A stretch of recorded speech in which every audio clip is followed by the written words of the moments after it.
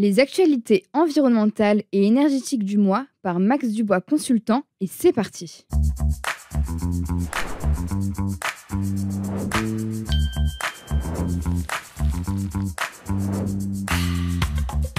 Pour cette première actualité, parlons de l'objectif climat 2040.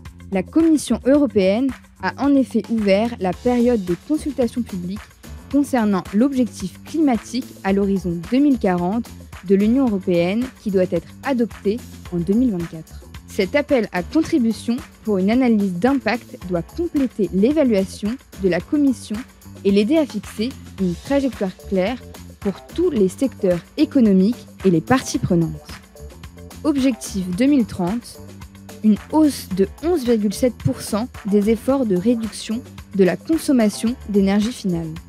Deuxième actualité, vers une augmentation de l'obligation C2E. Pour respecter les objectifs de la nouvelle directive sur l'efficacité énergétique d'ici 2030, les C2E pourraient monter en puissance. Des délégataires plaident déjà pour une nouvelle augmentation de l'obligation, inquiets de la baisse du prix du C2E précarité. Et pour cette troisième actualité, parlons certification. CyrusOne et Aruba certifient leur adhésion au pacte pour des centres de données climatiquement neutres. La certification indépendante démontre des progrès réels et mesurables qui pourraient permettre au secteur de devenir le premier secteur européen climatiquement neutre d'ici 2030. Le pacte fixe des objectifs dans 4 domaines clés. L'efficacité énergétique, l'utilisation de l'énergie verte, l'utilisation de l'eau et du recyclage, et enfin la réutilisation de la chaleur résiduelle.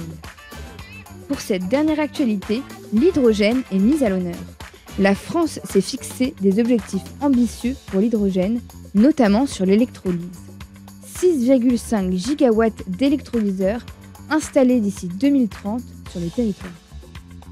La commission hydrogène du Gimmelec se fixe ainsi pour objectif en 2023 d'assurer la visibilité de la filière électrique dans les stratégies hydrogène, d'appuyer les mesures permettant de lever les freins réglementaires et d'accélérer les projets, et enfin, contribuer à une vision cohérente entre le rythme de développement des réseaux électriques et celui des systèmes hydrogènes.